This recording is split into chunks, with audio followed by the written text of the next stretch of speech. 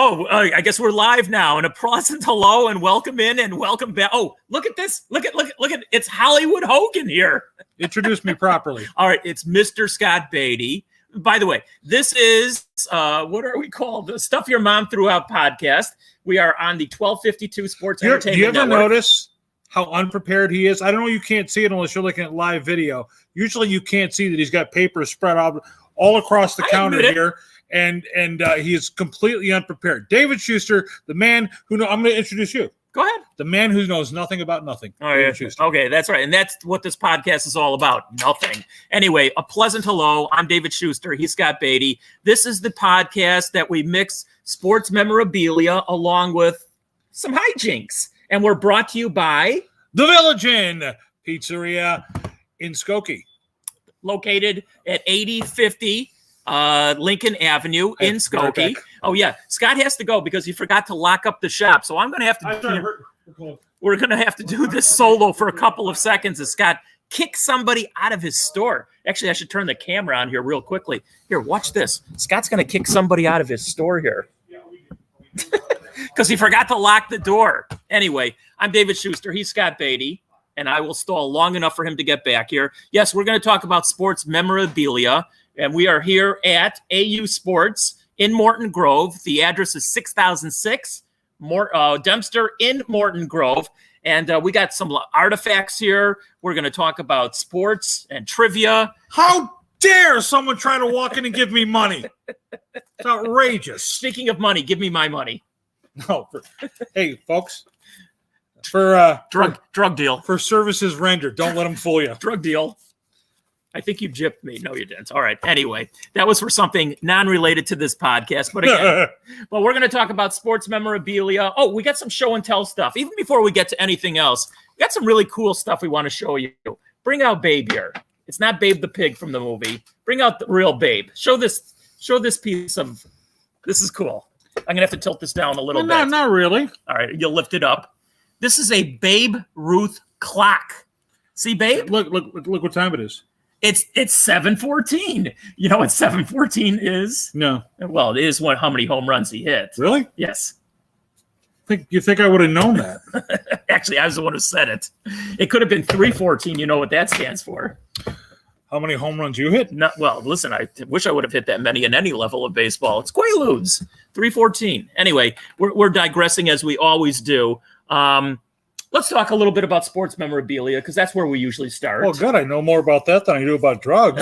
Maybe not much more. Anyway, I was going online yesterday and eBay, of course.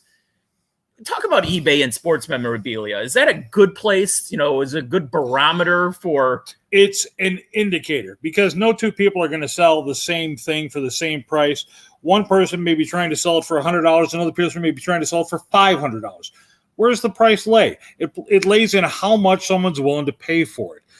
It's always an indicator that you can get a rough idea, but when you walk into a store like mine and the first words out of your mouth are, well, I was looking on eBay. No, that's not what you want to hear because obviously they're looking for top dollar.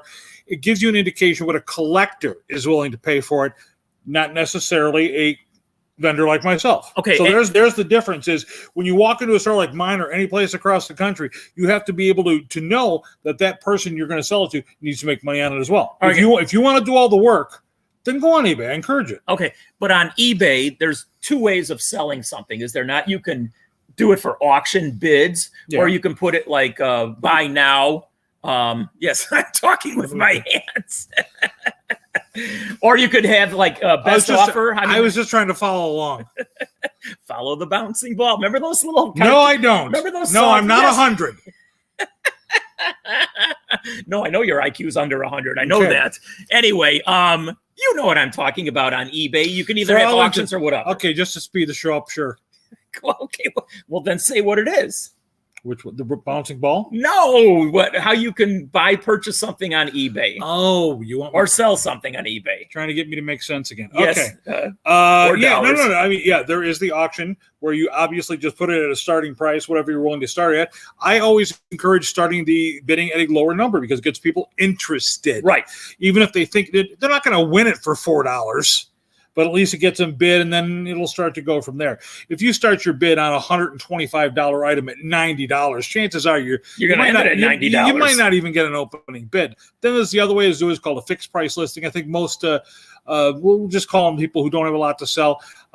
They get some free listings per month. I think like 50. eBay gives you something like that. And you can just put your own price in. You can say, I'm not taking any less than $99 for this. And that's it. So like when you see it, it'll also say like $99 or best offer.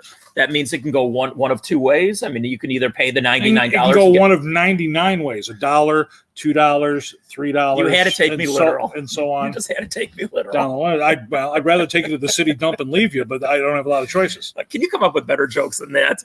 Anyway, all right. So I was on eBay last night and taking a look around, talking about sports memorabilia. A Patrick Mahomes 2017 Panini Prism. Is that a rookie card? Yes, it is. Okay, so they wanted $350,000. Of course, I don't know what the grade of that card was. Is that a good deal? I thought you did research. I only did. Just like I did for my test back in high school. I've been cramped. I think I've been promised things on this podcast that aren't happening. We can switch. You could do the research. Oh, we should do that. Yeah, we should. What was the name of that movie? Oh, where the mother and daughter switched. Oh, that was Freaky Friday. No. Oh, I'm terrible. Alan Bratcher is back in the studio. He's our go-to guy for looking things up.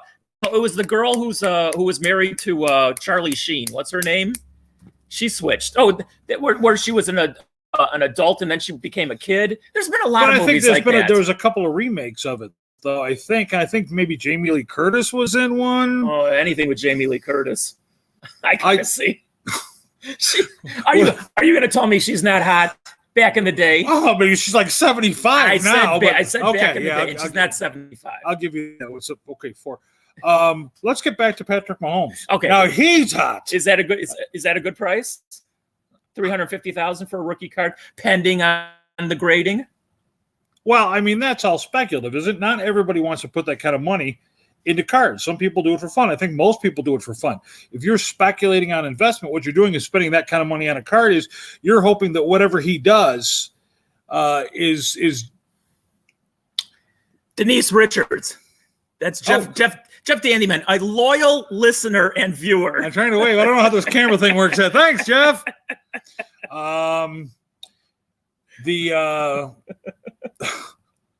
Did you lose your train of thought? No. But no, seriously, you've got to be invested in the fact that you think Mahomes is going to have a spectacular Hall of Fame career. He's well on his way. That he's going to continue to go up in demand. He's going to continue to go up in price. For you to drop that kind of money, cards certainly can be. Not answering that one, Jeff. No. It certainly can be an investment, as we found out by recent card sales.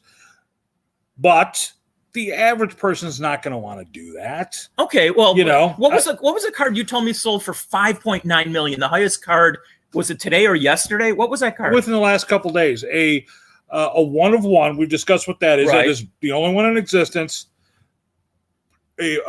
Steph Curry. Okay. 1 of 1 National Treasures autographed patch card, and it had the logo man, which they call the NBA. That's what he's called, Logo Man, little guy, little Jerry West thing. Right. They're talking about changing that, by the way. Well, it's from the back of the jersey, so it's actually integral.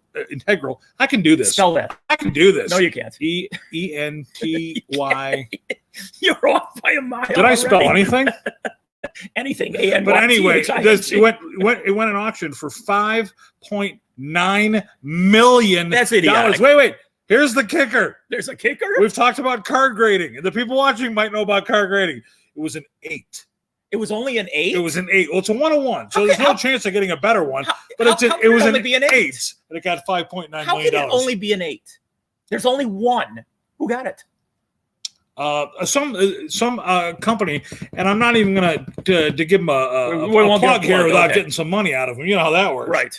So, but actually, they're called an alternative investment.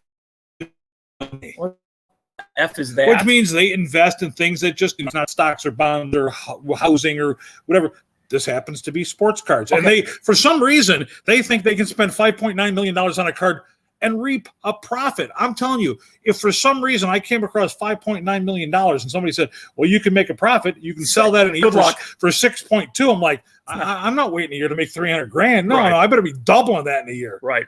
What are they called? An alternative investment? That's I actually read their bio. It sounds like the mafia. You know, I'm trying to get in with them with LinkedIn. I'm mafia, gonna be there. black market investment. Hey, you guys want something alternative to invest in? Right here. All right, let's move on. So Patrick Mahomes rookie card. Well, I mean, if you had a Patrick Mahomes rookie card, let's just say it's graded at 8 or 9. What would you? What you've had Patrick Mahomes rookie card here, right? I mean, I hope so. Okay, so what'd you sell it for? Well, the ones we sold were ungraded. I mean, and they went up in value over time. I mean, originally when we first started to get hot, they were probably literally $75 type of rookies. And he's added then all of a sudden they went to 150 to 350, now 500. Okay. So this is where that investment point comes in. If you're starting to collect cards and you're doing it for investment, be real careful about what you're doing. You know, because you could. Hey, what if you'd have been one of those guys that bought a bunch of Mitch Trubisky cards?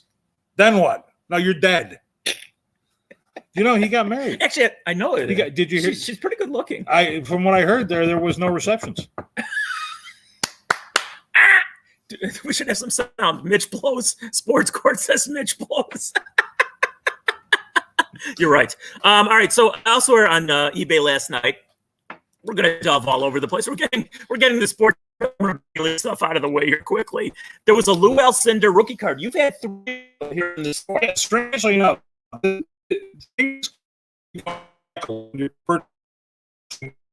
weeks and nobody did anything.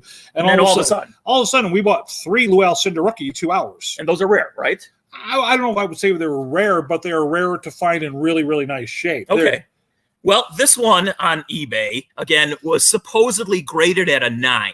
Okay, it's a 69 tops Alcindor before he was Jabbar, and it was supposedly going, and this is what they were asking for. It's not what they were going to get. Right, that's the other point. They're looking for $150,000. Is that not a bad? But see, doesn't that seem much more of a good investment than maybe some of these newer guys, in my opinion? Well, yeah, because he's already a Hall of Famer. Right, exactly. So if you're going to invest in a guy, you know, he's kind of a forgotten guy too, sort of. But I mean, but these guys in the vintage cards, they have this base already laid down.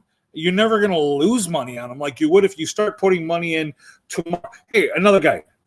And people out there spend thousands and thousands and tens of thousands of dollars on, for instance, Deshaun Watson cards, hoping that he continues. But I mean, now they may. What happens if he goes to prison? His value goes up or down. No, his cards will go to hell. That's what happened to Michael Vick. That's true. Yeah, absolutely true. All right, there was one more I saw on eBay last night, and you have to help me with this. Were you up past 9 o'clock for a change? Actually, I was. That's strange. 1982, a Kmart Mickey Mantle #1. What is a Kmart? Did they make their own card? I can actually fish one out right now if you want me to. Yes, want me to get it? Well, this one was value. Well, they're hoping to get $75,000 for this. There's no chance. There's zero chance. Okay, I'm just going to read you. It's a Kmart Mickey Mantle #1. Do you want me to get the card? No. We don't want to lose our momentum here. It's a PSA. It was gem mint. Supposedly. 1982 Kmart. It's a Kmart card. It was a blue light special. Back in the early 80s, or but probably in that time, 82 to probably late 80s, they put out these little box sets and they'd sell them at Toys R Us, KB Toys, Walmart. Fleer put a whole bunch of them out that they put at Walgreens, and they would sell them for probably $4.99 a box. Okay. So these Kmarts are they're not the Mickey Mantle. What do you sell for? $1? Couple of dollars, and they want $75,000. They want $75,000. Oh, God bless them. You know what? But when they don't get it, sell the house. Really? All right. Let's see. There is a place called, and I'm sure you're very familiar with it, Heritage Auction. Is that like a big auction house? Yeah, they're legit. Okay. I think they're the biggest one, aren't they? Yeah. Okay. Anyway, they seem to have auctions every weekend, seemingly. Anyway, they got a big one coming up, and Anson Williams Did you watch Happy Days? I know who Potsy is. Okay, you know, he doesn't look that good. He doesn't look like Potsy anymore. Anyway, he apparently, all these characters in the show, Ronnie Howard and Henry Winkler, all these people, they took stuff off the set. Chachi, well, who knows what he took? He's a little on the strange side. Scott Baio, is that what his real name is? Pinky Tuscadero. Pinky. She was, and her sister Leather, or was her cousin Leather? Oh, that's a good question. The female rocker Susie Quattro played Leather Tuscadero. Yeah, Alan, you got to look that one up. Pinky Tuscadero, I think, was like played by Roz Kelly. Yeah. But, oh boy, if I get that one, you owe me something. No, I won't. She was booted off the show. Did you know that? Who was? One of the two of those people. Well, Susie Quattro wanted to do more of the shows, but her management advised against it. They said it was like softening her image because she was kind of a Joan Jett type. Oh, I know, and she wore the leather jacket on the show, right? And she did something like, it was like, see, you can't sit in the camera. That was like her way of saying about it. Hey, he did this and she did this. And when people do that to you, you sit on it. No, I don't. That's what they said on the show. Remember, sit on it. Yes, that was a big one. Anyway, so apparently all these characters on the show, they took stuff home with them. Do you realize that there are 3? I want the jukebox that starts just by hitting it. Well, Fonzie, he had that magical touch. I don't think it was him. I think it was the jukebox. I think it was a magical jukebox. But only Fonzie could hit it where it would start I'll right have him away. Over. You'll have Fonzie over? I'll have Henry Winkler over. Okay. I got some songs I want to hear. By the way, Henry Winkler, I follow him on Twitter. He's an interesting person. He's a big outdoors person. So he's constantly fishing. I know you think that's a stupid sport. I don't think it's a sport. I think it's an activity. By the way, last time we did the show, what was that number 52 out of 60? It's like the most difficult sport. I don't know, ice curling, underwater curling. That would be difficult, wouldn't it? Anyway, do you realize that on Happy Days, Fonzie had the leather jacket was like really big, okay? There were 3 of them. One of them went to Smithsonian, right? That is correct. One of them went to the Smithsonian. Very good. We didn't even need you for that one, Alan. What is Alan saying? What's the question again? I had a phone call. We forget. It doesn't matter. It doesn't play. Who cares? No, there's the girls from Happy Days. What was the question? Who? Leather Tuscadero was Susie Quattro. Who was Pinky Tuscadero? Who was Pinky Tuscadero? I think the actress's name was Roz Kelly. That's what I'm going with. Alan's going to look that one up. But anyway, there were 3 leather jackets. One of them went to the Smithsonian. You're absolutely correct. One of them. The other gave to his high school girlfriend. No, I don't think that's what happened. Henry Winkler does have one of the 3. Okay. Yeah. Maybe someday if he needs. Oh, the auctioning one? Well, no, they're not auctioning that, but we'll get to what they are auctioning. Well, one of Potsy's sweaters? Who cares? Yes, they are actually doing Potsy's Wisconsin sweater with the bid starting at $3,000. Oh, we don't get it. Okay. I don't know how much it's going to go for, but somebody will buy that. There's also Potsy's Jefferson High jacket, because that was, I should have asked you that as a trivia question. Where he went to high school? Yeah, well, where they all went to high school? Yeah. Let's see what else. I would. Milwaukee Valley High. No, that wasn't it. What else are they asking for here? There were other artifacts. Anyway, the same heritage auction is got some other stuff coming up. Check these out. There's a Marilyn Monroe self-portrait, and she must have been stoned. I don't know, because it does not look like a self-portrait. But they're looking for, it's an open bid at $100,000. You want to pay for that? Marilyn Monroe stuff's cool. I mean, it's you have 1,000 books in your back room, Marilyn. Yeah, I got a collection from somebody who was a Marilyn Monroe freak. I was buying it for all the sports stuff, but all of a sudden I open a box, there's all this Marilyn Monroe. So if you like Marilyn Monroe, call me. I mean, you must have. I swear to God, you must give it to you like half price books. They like 75 cents. I hope I don't get sued for this, but they really rip you off when you go in there with books. Listen. Same type of thing. When I buy collections, sometimes it literally is just boxes and boxes and boxes, stuff that you open up. There's a bunch of like John books. I had me about 14 of those artists, and I took them, and they actually told me they weren't interested. Roz Kelly, you were absolutely correct about that. See, I told you. Okay, very good. I will never lead you astray. Not as far as you know. Okay, never underestimate the power of a idiot schnook. I don't know what that means. Oh, come on. You'd never heard that before? Sherman and Peabody? Was that Sherman and Peabody, Alan? Never underestimate the power of a schnook? What was, I know who Sherman and Peabody are, but the schnook, isn't that a character on Sesame Street? No, that's the Snuffleupagus. Spell that one. Integrity. Can I go back to that one? Integral. All right, what else do they have coming up in this big auction? Marilyn Monroe also has one of her dresses that she wore in a movie. That's going starting bid of $150,000. They'll get it easy. Yeah, I guess maybe with her they will. They have all the Star Trek costumes. Oh my God! You want to basically $10,000 for this little piece of plastic? Probably. By the way, if they were selling like Kirk or Spock's original uniforms, those things would be going for hundreds of thousands. How about his ears? The wax ears that made him be a Vulcan. How about his real ears? Those are probably him and Van Gogh's. You can get two for the price of one. Oh, nicely done. All right, what else have they got coming up? Because is anybody paying attention to us anymore? Is anybody listening? They have the lamp from the movie Casablanca from Rick's Cafe. Would you buy that? I have a lamp. You have a lava lamp. I would buy a lava lamp from Rick's Cafe in Casablanca. If right in the background you see it, yeah. All right, here's another one. I've sold movie set stuff. Here in the store? Yeah. Really? Again, collections. Like what? Like what have you sold? Got a call from they wanted me to come to their see, I was correct. Place. We're even now. Sherman and Peabody. And we do have people watching. Oh, now I got staged. It could be room full. I got staged right now. It could be all the rest homes across the city. No, it's past their bedtime. No, or they're vomiting what they just ate. Now I want to point this out. My first point at a comment on the screen. Jeff Dannyman asked, "When does the pornography talk start?" Any minute. We've got him on a timer. But they asked me to come look at a bunch of stuff. And there was some sports stuff in there. Sports stuff wasn't the interesting stuff they had. This guy had worked on movie sets that were filmed here in Chicago. Okay. And he always found a way to get something off the set. Okay. Probably the coolest thing, don't ask me what we sold it for. I don't remember anymore. Probably the coolest thing was an umbrella that we photo matched on the set of The Untouchables, held by the guy who played Frank Nitti, I think. Oh, I don't know who that was. Yeah, but there was an umbrella from the Untouchables set, which was pretty darn cool. Okay. You know, and then some other stuff. Wait, you sold it here in the store? Well, I sold it online, but yeah. How much?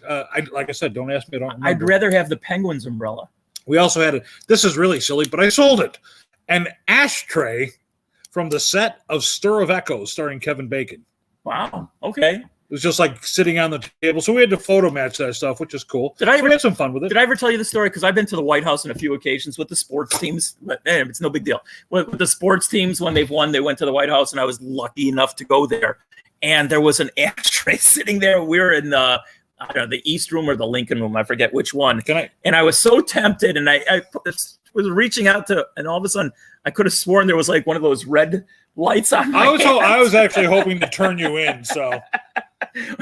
I go, they got me in their sights. So when the sports teams visit the White House, yes. So you went with the 1941 Paul NCAA champions? No, it's when the Bears won back in the 40s. Back in 1963?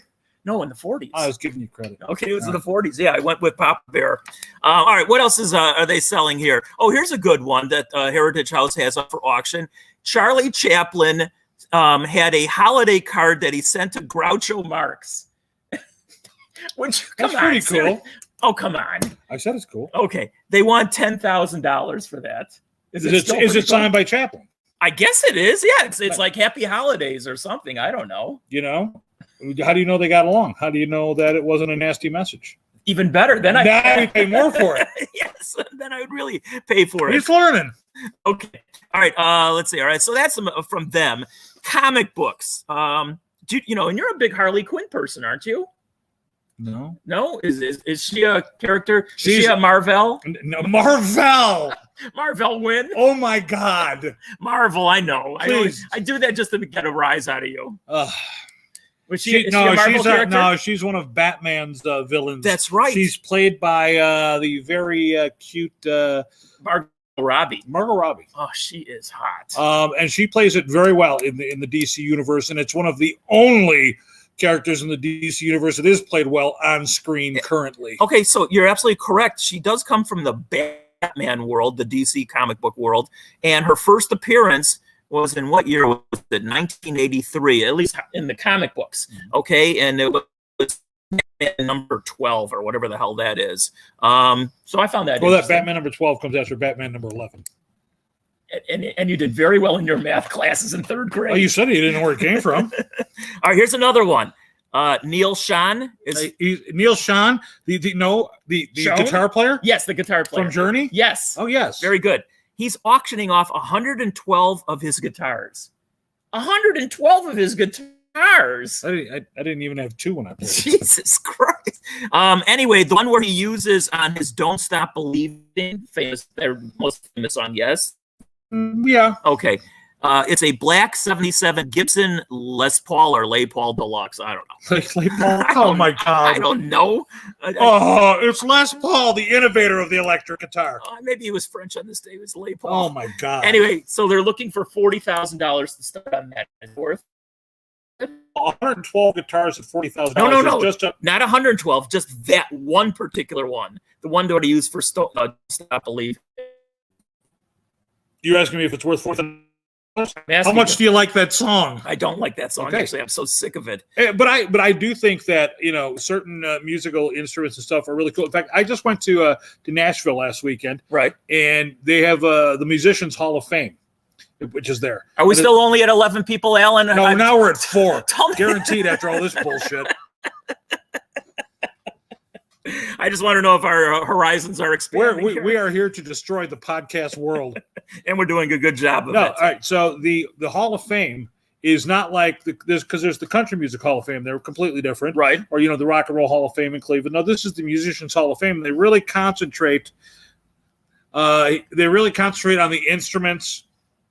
And the stuff like for instance, they had some of the original instruments from some of the recording sessions, and it had a list of what songs they were used on. Okay. They had the piano that Elton John recorded the album Caribou on. Right. Stuff like that. So musical instruments from a particular person that played on a particular song like that, is going to be worth a lot more just than random. Because I've seen guitar players throw guitars out into the crowd at rock concerts, and maybe it's a few $1,000s out of their pocket, but I mean, $40,000 for that, I can see it. I can big Journey fan. It's interesting because in previous podcasts we've had both Ryan Dempster and we had Mark Giangreco, and their prized possessions, even though both of them are obviously in the sports world, are musical instruments.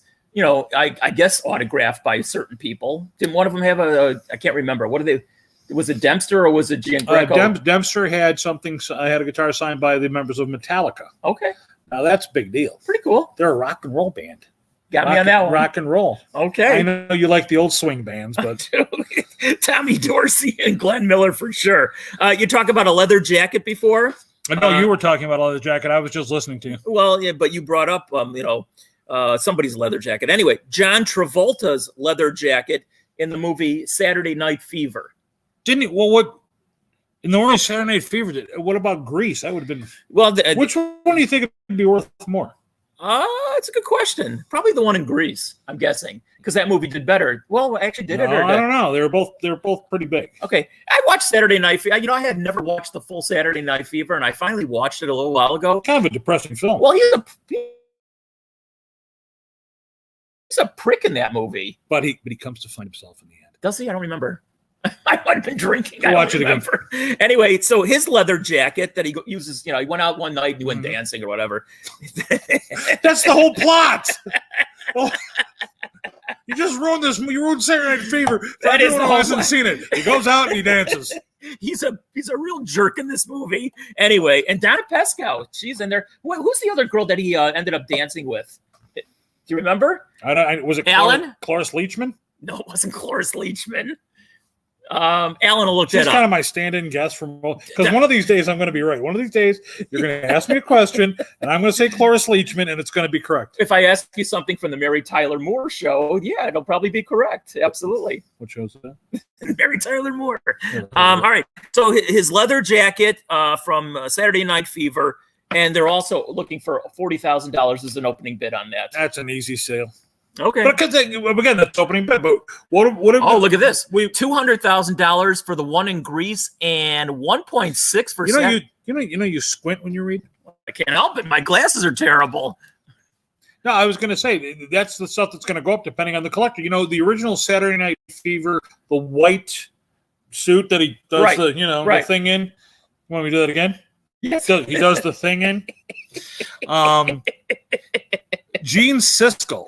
Yeah, Siskel did buy it. That's right. But I think I'd have to research it, or you'd have to research it for me. I think it's sold recently. I think they finally sold it after he passed, or right before he passed. Alan looked that one up. Did Gene Siskel sell John Travolta's for Saturday Night Fever, the white dance suit? Can you also look up what time the bus goes by the front? Dave's got to. All right, let's switch. You wanted to talk, out on this thing, and we'll get a little back to sports memorabilia in just a second. But you went to a minor league game down in Nashville. You saw the Nashville Sounds. Is that what they're called? That's what they're called. Okay, the minor league team of who? Milwaukee, is it? Yeah, they're the Milwaukee Brewers. Okay. Anyway, so you asked, how many stadiums have you been to? So I tabulated, and I've been to a lot around the majors and football and basketball and hockey. And how many have you been barred from? None. None yet. I had the over. None. All right. So in Major League Baseball, there's currently 30 stadiums. I've been to 20. Well, I haven't been to 20 of the current. I've been to over 20, but I've been to ones that are no longer defunct. Old Tiger Stadium, Cleveland Municipal Stadium, I got Atlanta both those. Fulton County Stadium. Got all those. You I've been to the Astrodome, Old Comiskey, of course, original Milwaukee County Stadium. Did you go back to Crosley Field? Do I go back to Crosley Field? That's do you even know who played there? Yes, the Reds. Cincinnati Reds, but that's been going since 1970. Yes, I know. How about the Polo Grounds? Ebbets Field? I was at Yankee Stadium the day Babe Ruth gave his speech. Sure, show Babe again.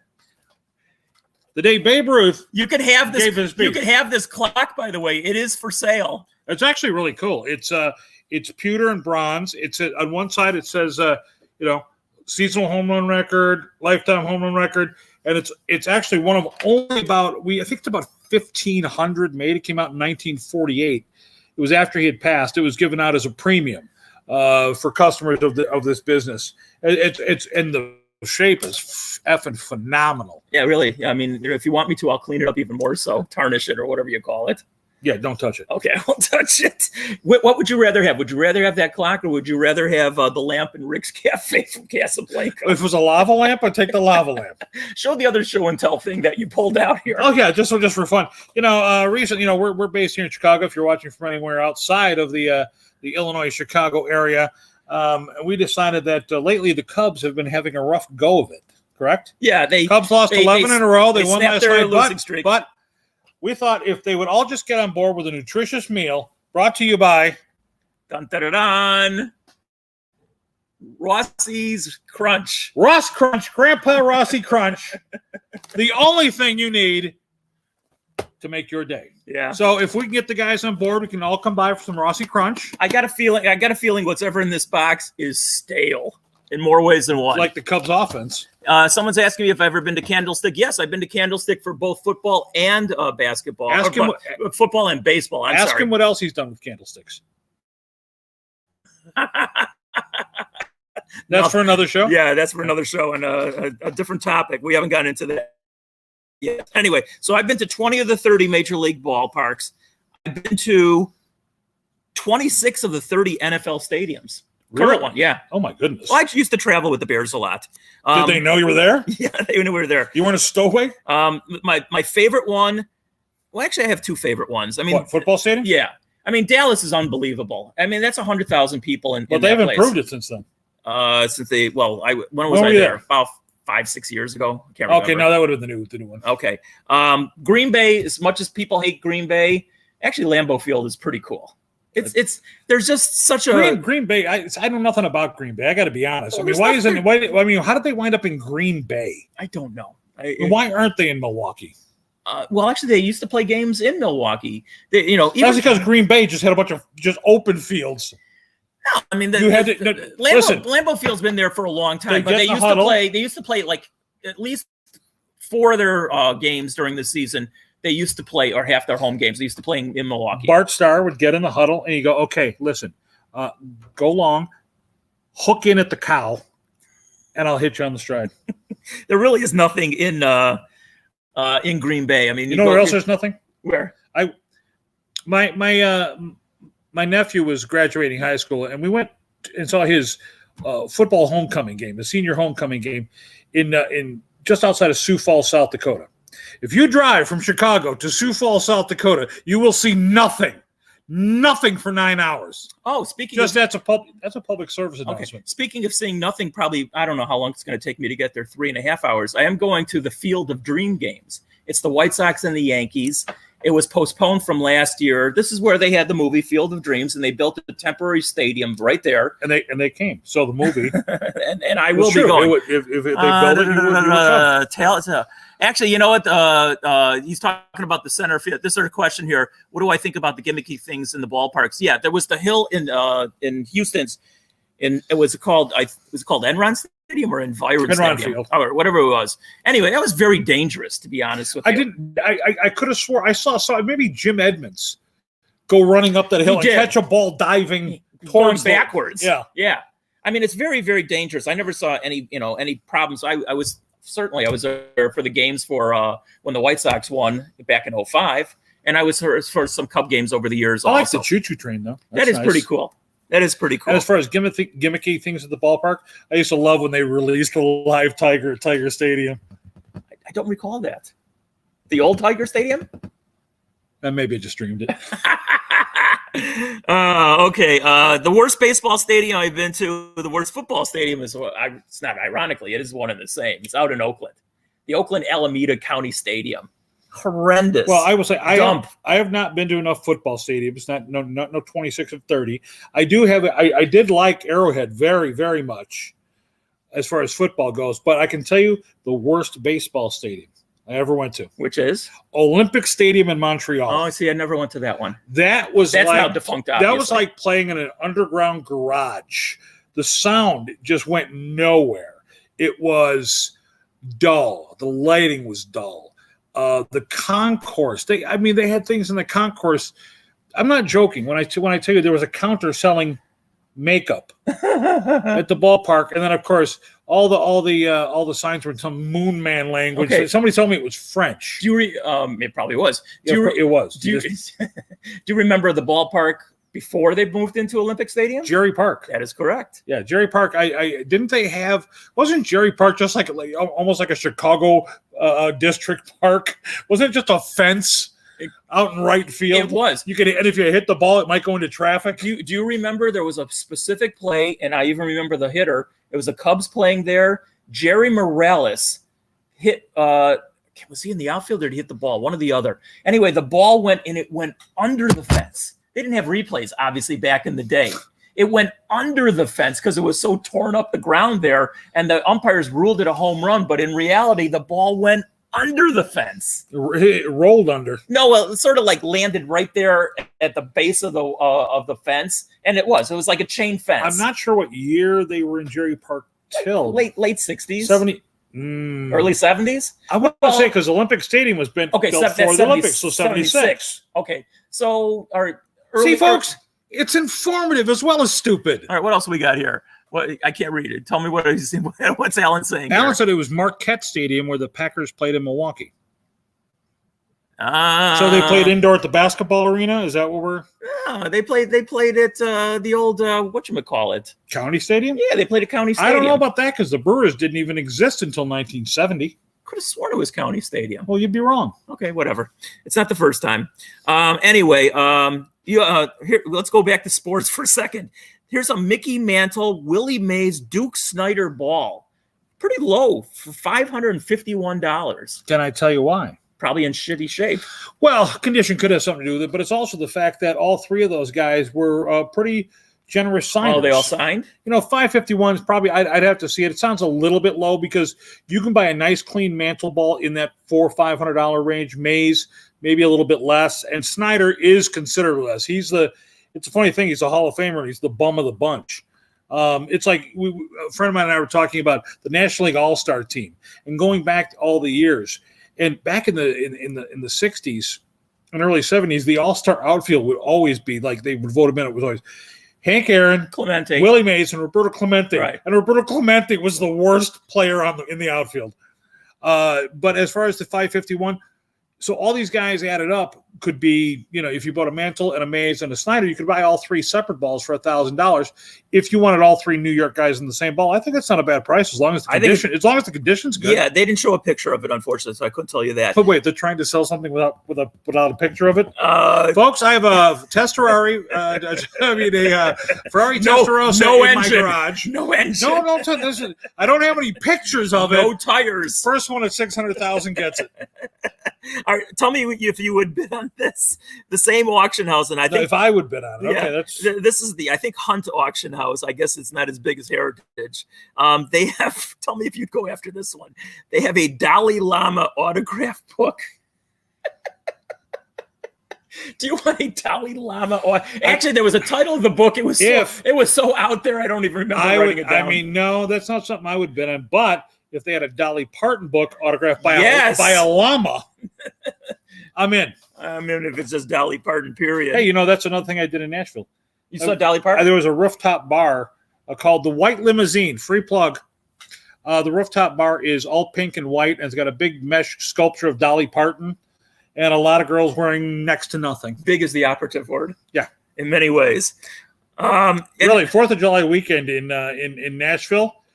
Clothing is optional. Yeah, he was down there. What was the concert there on Sunday night? I saw. Yeah, it on they TV. do. Actually, they do a huge deal. Nashville does like one of the biggest fireworks displays in the country. I think it was about 500,000 people there. It was unbelievable. And on Broadway, which is their main strip, if you've been to Nashville, it's where all the bars and honky tonks are. They pretty much closed it down. Because they close it down, and Brad Paisley played the main stage, and then they do a half-hour fireworks show with a full orchestra.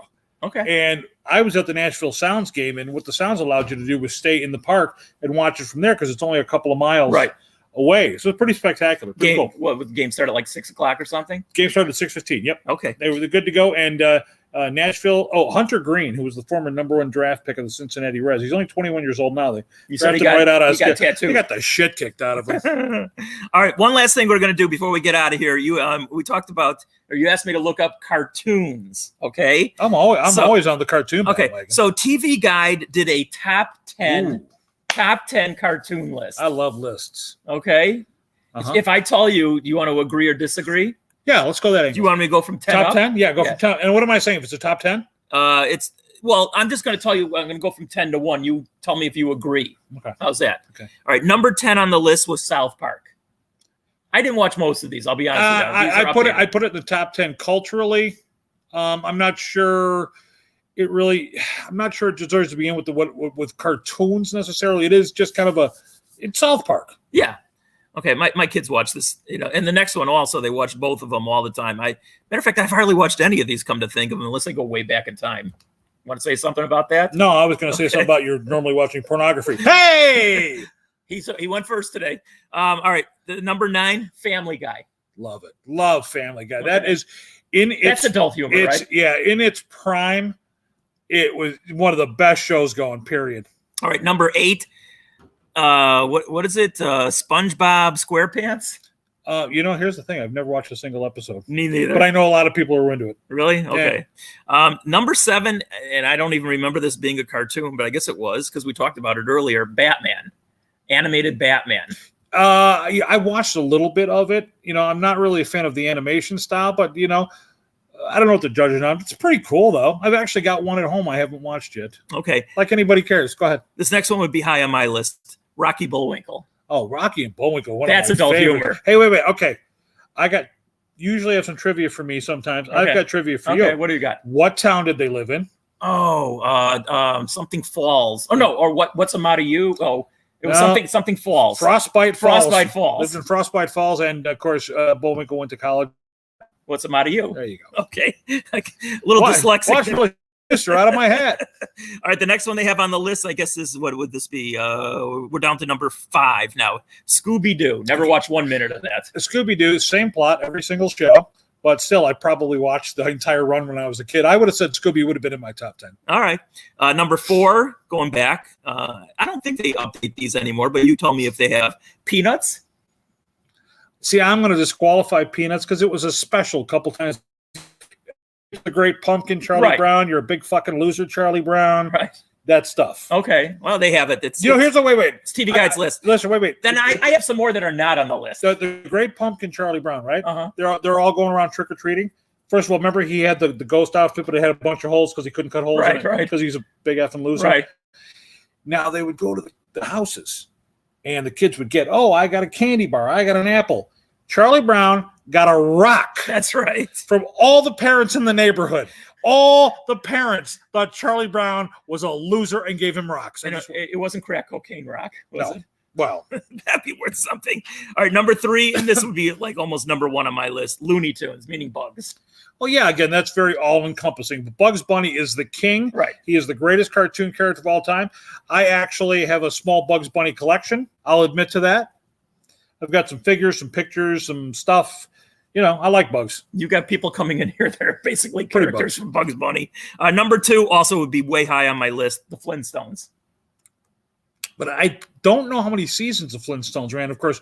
And you know the answer to the trivia question, what show were they based on? Honeymooners. Yeah. Yeah. I guess I enjoyed the Flintstones. I mostly enjoyed when they'd come up with the gimmicks.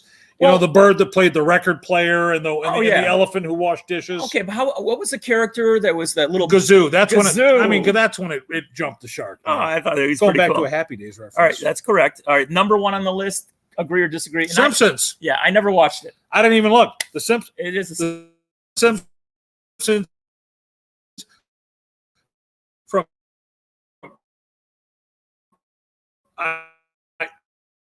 in its heyday. Now it's been on for 20 plus seasons now. I still watch it. I still get a chuckle out of it. But look, we're back. Okay. The season is like season 2 to season 10 of The Simpsons. A good 7-8 season run. It went on. It's still on. Oh, it's still on. It's some of the best stuff. Longer than the Afghanistan My friends war. and I still quote Simpsons everywhere we go. I got to be honest. I never watched it once. That's a great price for 5 pounds of nutmeg. That's a line I take it from there. Okay. Spectacular line. Okay. All right, so I had 4 more shows that were not on this list. Do you have any shows that cartoons? Cartoons yes. that I enjoy? Yes. Oh boy. What are you going to have on there? You're going to have on. You're going to go. Here we go. You're going to go Fritz the cat. No, I'm not going Fritz. You're going to go Fritz the cat. You're going to go Garfield the cat. You're going to go Felix the cat. No. You're going to go Catwoman does Dallas. No. What do you got? I have the Jetsons. I have Meet your Jetsons. Right. Quick, what was the name of the maid? Rosie. That's good. She was a robot. That's right. All right. That's right. Who were the 2 owners of the competing companies? He worked for Spacely Sprockets, right? Correct. Oh boy, Gyro Gears something. Somebody Gears. What was it? Cogswell. Cogs. Yeah, and probably Gearly's Gears or something like that. I had Underdog. I loved Underdog. Underdog. Listen, I'm not going to go into it here. Who was the voice of this? Wally Cox. That's correct. I mentioned it on the show before. First time, I do collect Funko Pops. We know this. Correct. I just got the villain from Underdog, Simon Bar Sinister. Oh, yeah. I got the Simon Bar Sinister and added it to my collection because this is the man that once captured all the bodies of water in the world in little vials. That would put the world under. Yes. I think. He was a very mean person. I had 2 more. I have Johnny Quest. I used to love Johnny Quest. Okay. It's never my thing. Or Speed Racer, you probably got. I did like Speed Racer. Yeah, my mother wouldn't let me watch Speed Racer. Thanks, Ma. And then they had the little. She said it was violent. Well, actually, I sort of was. Actually, tell me if this is a good Speed Racer impression. It may not be. Speed Racer doing Yoda? Going around a curve and almost crashing. You ready? Yeah. Now do Yoda doing that. All right, I had 2 more.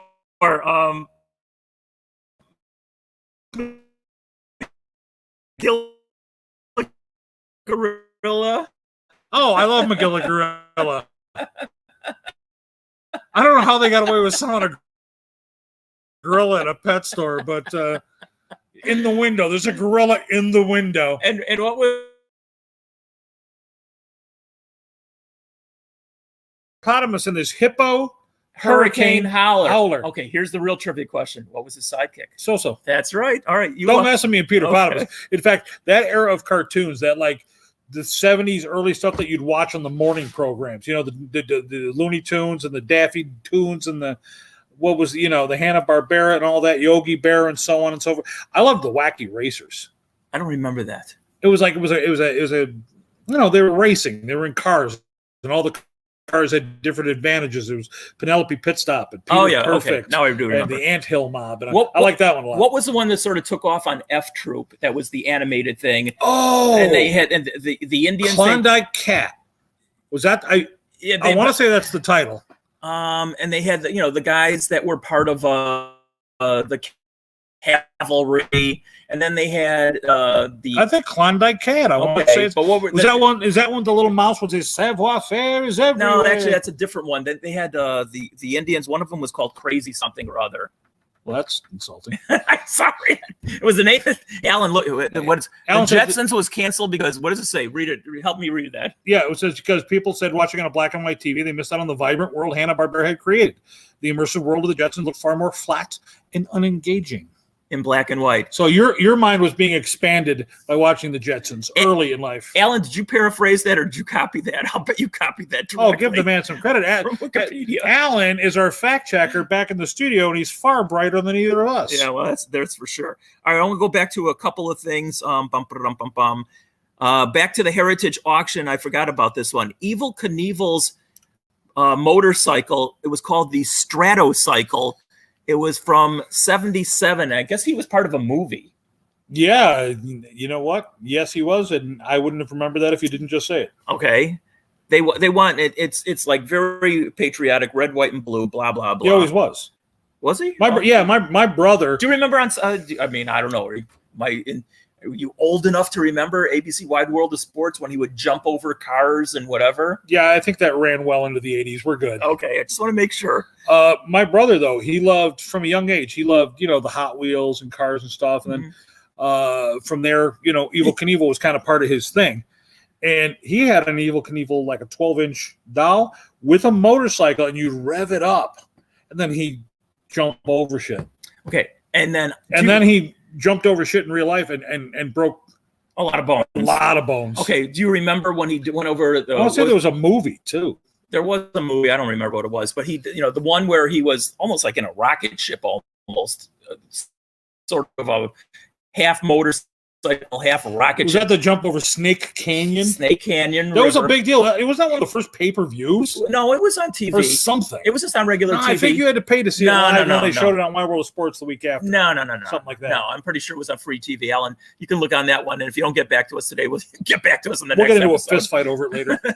But it didn't work because I just remember going, and then it went back down. That's like canyon. There's a Simpsons episode which is based on that, where Bart's going to jump the skateboard over the canyon. Okay. And of course so Homer stops him, but Homer winds up stepping on the skateboard, and Zip goes up over the thing, and he gets about halfway up. He's like, "Oh, this is going to work. This is going to work." And then it bloop. Okay, I do remember Evel Knievel. He jumped over the fountain at Caesar's Palace. Do you remember that? Fonzie jumped over a shark. That's right. That is the third Happy Days reference on today's show, and the second shark reference. Yeah, and two more than we probably needed.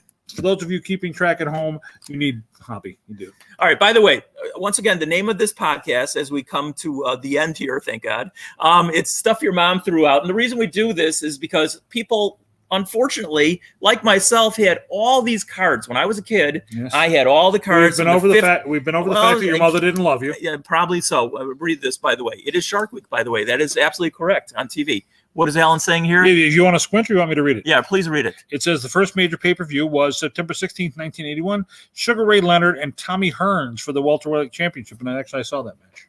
So did I. I was at somebody's house, so yeah, that was definitely pay-per-view. I don't recall that it was pay-per-view. Okay, whatever it was. Are you doubting our fact checker? No, I am not doubting him. I'm not doubting him because he's probably straight. We're not. Anyway, this is the podcast where we talk about sports memorabilia, but of course we sprinkle in with a lot of stuff. We are brought to you by Village Inn in Skokie. The address once again is 8050 Lincoln Avenue in Skokie. Listen, great place, great friends. If you can give them the opportunity to win you over after all the COVID nonsense, so we can go back to thinking. They have half-price pizzas on Mondays and Tuesdays. You've got bar trivia. You've got bar bingo. They've got live music on the patio on Fridays. You've got karaoke and industry nights on Sundays. Honest to goodness, Village Inn, check them out, please. Great place, and we're going to go there very shortly ourselves. And again, we're broadcasting today live from. And by the way, you can hear this tape after the fact also. But we're broadcasting live today from AU Sports 6006 Dempster in Morton Grove. If you want any kind of card, and I mean any kind of card in all sports, and even cards that are not in sports, you got autographed baseballs, you got bobbleheads, you got everything in this store. You got Babe Ruth here. Do you want a job? Yes, I would like a job. You got a job. I'm out of a job right now. Anyway, we're going to wrap it up. Think about it. We're going to wrap it up, folks. I hope you enjoyed it as much as we did to present it. And we'll talk to you again soon.